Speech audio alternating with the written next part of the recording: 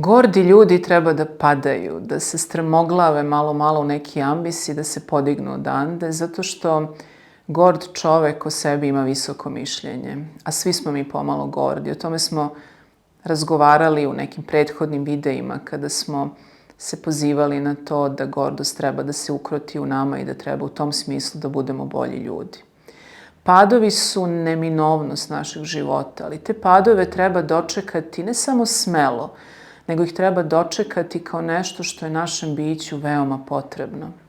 Kao što učenik treba da dobije slabu ocenu i da se izbori sa tom slabom ocenom, tako odrastao čovek treba da bude odbijen, nekada ponižen, nekada postiđen i da se sa tim stanjem u kojem njegova duša grca izbori. To je izuzetno legovito za naše biće.